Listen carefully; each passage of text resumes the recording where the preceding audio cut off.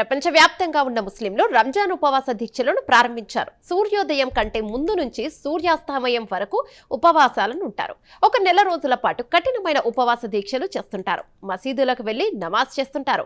ఈ రంజాన్ మాసంలోనే జకాత్ లేదా దాన ధర్మాలను చేస్తుంటారు. ఒక ఏడాదిలో తమ ఆస్తి విలువ సంపాదించిన డబ్బులో 2.5% పేదలకు పంచి ఇవ్వాలనే నిబంధన ఆనాదిగా కొనసాగుతుంది. ఇక ప్రపంచవ్యాప్తంగా రంజాన్ ఉపవాస దీక్షలు బుధ, గురువారం నుంచి మొదలయ్యాయి.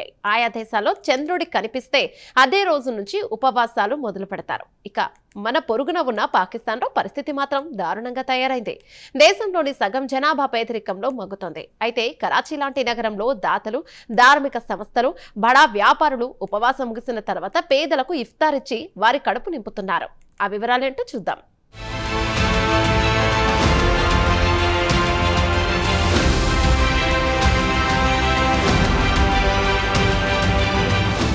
ప్రపంచవ్యాప్తంగా ముస్లింలు రంజాన్ ఉపవాస దీక్షలు ప్రారంభించారు.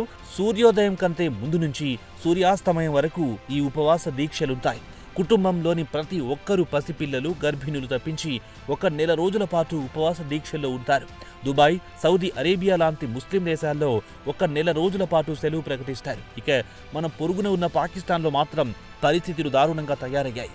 ప్రపంచ బ్యాంక్ అంచనా ప్రకారం దేశంలో సుమారు 45% కంటే ఎక్కువ మంది కఠిన దారిద్ర్యంలో మగ్గుతున్నారని ఒక నివేదికలో వెల్లడించింది. ఇక అనధికారికంగా చూస్తే ఈ సంఖ్య మరింత ఎక్కువగా ఉండొచ్చు. అంటే దేశంలోని ప్రతి ఇద్దరిలో ఒకరు పేదరికంలో మగ్గుతున్నట్టే భావించాల్సి ఉంటుంది. ఇక దేశంలో ద్రవ్యోల్బణం విపరీతంగా పెరిగిపోయింది. నిత్యావసర సరుకుల ధరలు సామాన్యుడికి అందుబాటులో లేకుండా పోయాయి. దీంతో పేదలు, రోజువారీ కూలీలు తమ కుటుంబాల కడుపు నింపలేకపోతున్నారు. దీంతో కరాచీలోని పలువురు బడా వ్యాపారులు, చారిటీలు ముందుకొచ్చి వారిని ఆదుకుంటున్నాయి. ఇది ముస్లిం సాంప్రదాయంలో ప్రతి ఏడాది రంజాన్ నెలలో పెద్ద మొత్తంలో దాన ధర్మాలు చేయాలనే నిబంధన ఉంది. ఒక ఏడాది తమ ఆస్తిలో 2.5% దాన ధర్మాలు చేయాలనే నిబంధన ఉంది. దాన్ని జకాత్ అంటారు. దీంతో కరాచీలోని సంపన్నులు, వ్యాపారస్తులు ఉపవాస దీక్షలు ముగిసిన తర్వాత పేదలకు ఉచితంగా ఆహారం ఏర్పాట్లు చేస్తున్నారు. సాయంత్రం ఉపవాస దీక్షలు ముగిసిన తర్వాత మసీదు ఆవరణలో వేల సంఖ్యలో ఉచితంగా పేదలకు ఆహార ప్యాకెట్లు అందిస్తున్నారు. రోజంతా ఉపవాస దీక్షలో పాల్గొన్నందున చాలా మంది ఆహారంతో పాటు పండ్లు కొనుగోలు చేయలేని పరిస్థితిలో ఉన్నారు. దీంతో మసీదు బయట పేదల కోసం ఆహారం అందిస్తున్నారు. అది కాకుండా దినమంతా చిరు ఉద్యోగాలు చేసుకునే వారికి, అలాగే ట్రక్ డ్రైవర్లు దినమంతా ట్రక్కులు నడిపి వారు మసీదుకొచ్చి నమాజ్ చేసుకుని ఉపవాస దీక్షలు ముగించుకుని వారు నేరుగా మసీదు బయట ఏర్పాటు చేసిన ఇఫ్తార్లో పాల్గొని కడుపు నింపుకుంటున్నారు.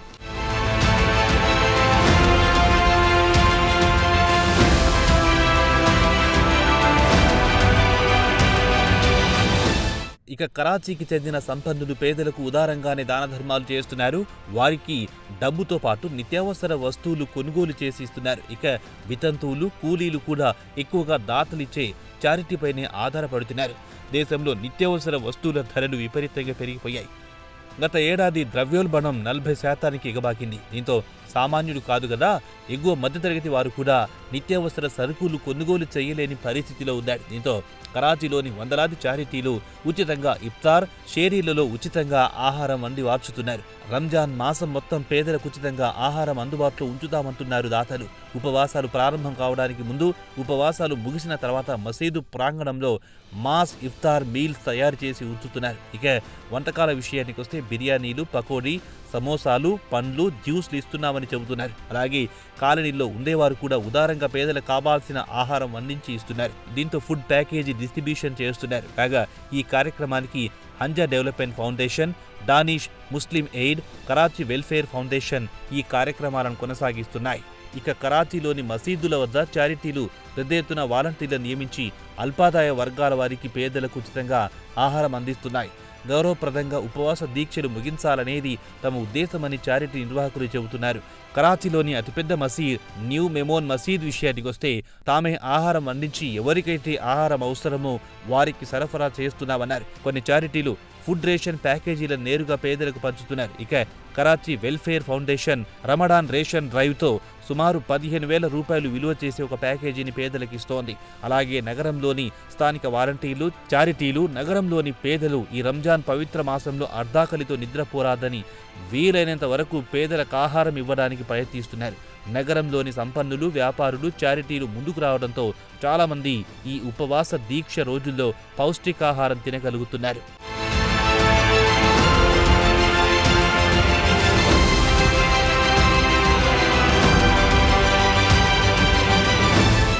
ఇక పవిత్ర రంజాన్ మాసంలో నిత్యావసర సరుకుల ధరలు వ్యాపారులు అమాంతం పెంచేశారు. దీంతో సామాన్యుడు కొనుగోలు చేయలేని పరిస్థితి. వారంతా చారిటీలపై ఆధారపడాల్సి వస్తోంది. ఇస్లాం సాంప్రదాయం ప్రకారం ఈ రంజాన్ మాసంలో ప్రతి ఒక్క ముస్లిం జకాత్ అంటే దానం చేయాల్సింది. తాను ఏడాదిలో సంపాదించిన డబ్బులో 2.5% పక్కకు తీసి పేదలకు పంచాల్సిందే. అయితే ఈ డబ్బును చాలా మంది చారిటీలకు ఇస్తున్నారు. ఈ డబ్బుతో చారిటీలు పేదలకు ఫుడ్ ప్యాకేజీ ఇస్తున్నారు. దీంతో నగరంలో పేద మహిళలు లబ్ధి పొందుతున్నారు. జకాత్ ద్వారా ఎంతో కొంత డబ్బు చేతికి అందడంతో కాస్త ఊరట లభిస్తోందని కరాచీ మహిళలు చెబుతున్నారు. ఇక భర్త చనిపోయిన వితంతువులుగా ఉన్న మహిళలు, చిన్నపిల్లలున్న వారి పరిస్థితి మరింత దారుణం. చిన్న చిన్న పనులు చేసుకున్నా ఇంటి అద్దెలు కట్టలేకపోతున్నామన్నారు. పూట గడవడం కష్టంగా ఉందని పలువురు వితంతువులు వాపోతున్నారు. ప్రస్తుతం అందుతున్న ఉచిత ప్యాకెట్ల వల్ల కాస్త ఊరట లభిస్తోందని పలువురు మహిళలు చెప్పుకొచ్చారు. చారిటీ సంస్థలు ఇస్తున్న ఉచిత ఆహార పొట్లాల కోసం వందలాది మంది మహిళలు గంటల తరబడి వేచి ఉంటున్నారు. ఆసియా దేశాల్లో పాకిస్తాన్ ఒక్కతే అధిక ద్రవ్యోల్బణంతో సతమతమవుతోంది.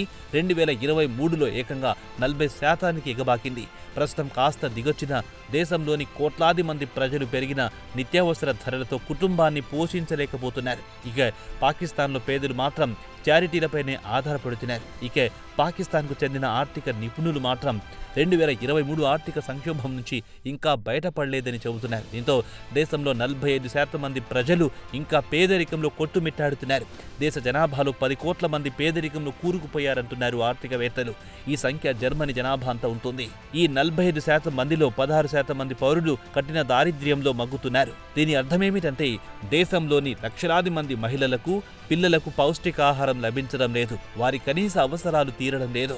ఇక ఇస్లాంలో జకాత్ తప్పనిసరి. ప్రతి ముస్లిం ప్రతి ఏడాది తన సంపాదనలో 2.5% పేదలకు పంచిపెట్టాలి. ఇక పాకిస్తాన్ విషయానికి వస్తే లాహోర్ యూనివర్సిటీతో పాటు బ్రిటన్కు చెందిన ఓ సంస్థ నిర్వహించిన అధ్యయనంలో పాకిస్తాన్లో జకాత్ క్రింద ప్రతి ఏడాది 2 బిలియన్ల యూరోలు పేదలకు పంచి పెడుతున్నారని తేలింది. ఈ డబ్బు మసీదులకు, ఎన్జీఓలకు వెళ్తుంది. ఈ మొత్తంలో ఎక్కువ భాగం పేద మహిళలకు పోతుందని చెబుతున్నారు. ఇక ప్రభుత్వం కూడా మనీ ట్రాన్స్ఫర్ చేస్తోంది.